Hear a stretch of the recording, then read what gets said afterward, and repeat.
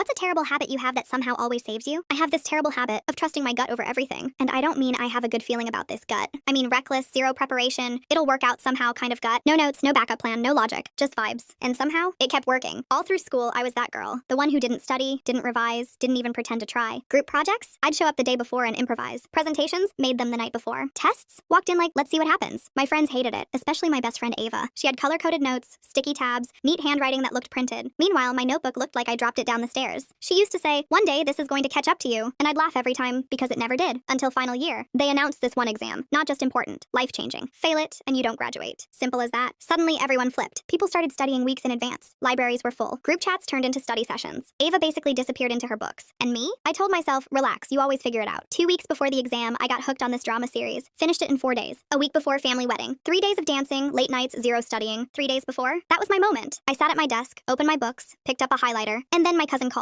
Let's just go out for tea. Clear your head. I went. Of course I went. We stayed out for hours, laughing, talking, doing everything except what I should have been doing. The night before the exam, this was it. My final chance. I sat down again, surrounded by notes I hadn't touched all year. And for a second, I actually felt it. That tiny voice saying, you messed up this time. But then my brain did what it always does. Relax, you've got instincts. So instead of studying properly, I skimmed a few pages, watched a couple of short explanation videos, and called it a night. No panic. No all-nighter. Just blind confidence. Next morning, I walked into the exam hall. And the energy? Terrifying. People whispering formulas, someone quietly crying. Ava flipping through her notes like her future depended on it. And me? I just sat down, staring at the paper like it might magically explain itself. Exam starts. I open it. First question, pause. Second question, longer pause. By the third one, I realized I didn't know anything. Like actually nothing. For the first time, my method wasn't clicking. My chest tightened. Not panic, but something close. Still, I kept going, guessing, eliminating answers that felt wrong, picking ones that sounded right. In essays, I just trusted my thoughts, wrote what made sense to me even if I wasn't sure it was what they wanted. 2 hours later, I was done. Not confident, not proud, just done. I walked out and Ava looked at me and said, be honest. You're worried this time, right? I smiled and said, a little, but inside, I was already preparing myself to fail. Results came out 2 weeks later. I opened the website, hands shaking, heart racing. I scrolled to my name, stopped, closed my eyes, took a breath, then looked. 86%. I just stared at it, read it again and again. I passed, not barely, not just enough. A solid grade. And I swear in that moment, I didn't feel proud. I felt confused because somehow my terrible habit of trusting nothing but my gut worked again.